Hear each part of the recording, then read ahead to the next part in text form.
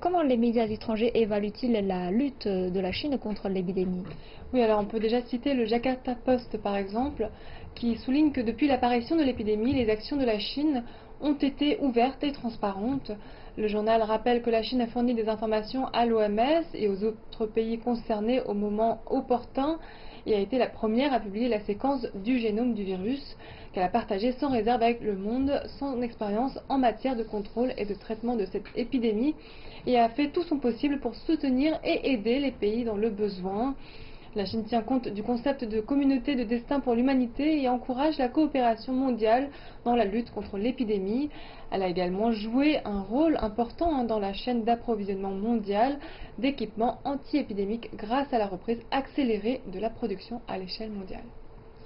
C'est vrai que depuis le début de l'épidémie, la Chine a toujours gardé son esprit coopératif.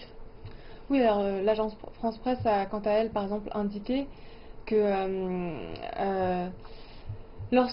alors j'ajoute par exemple, l'agence France Presse, elle a indiqué que lorsque l'épidémie de Covid-19 devenait de plus en plus grave dans le monde, la Chine avait montré sa responsabilité en tant que grande puissance par ses actions.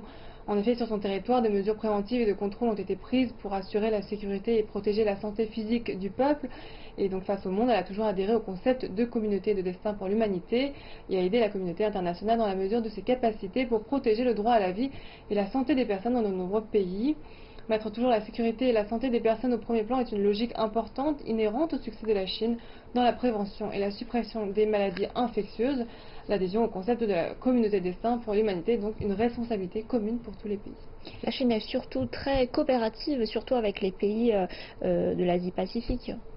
Oui, alors si on regarde par rapport au continent, depuis le déclenchement de l'épidémie, les pays de la région Asie-Pacifique se sont unis ensemble, c'est en tout cas ce que note KBS.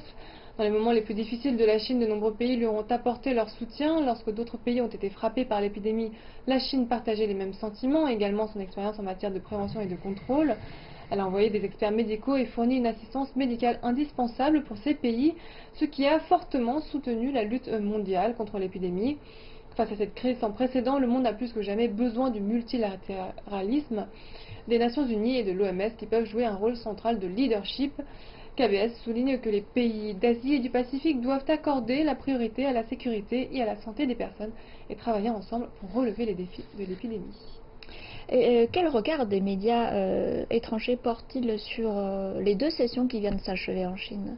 Alors, selon Nouvelles d'Europe, les deux sessions de la Chine qui ont été reportées de 2 mois en raison de l'épidémie et qui se sont tenues grâce à la victoire décisive de la Chine dans la lutte contre l'épidémie ont attiré l'attention du monde entier et plus particulièrement l'expérience de la réussite chinoise dans la lutte contre l'épidémie et la manière dont la Chine va relancer son économie, gérer le chômage, retourner à la normale et améliorer les moyens de subsistance du peuple. Donc c'est ça vraiment qui a attiré le regard de l'étranger.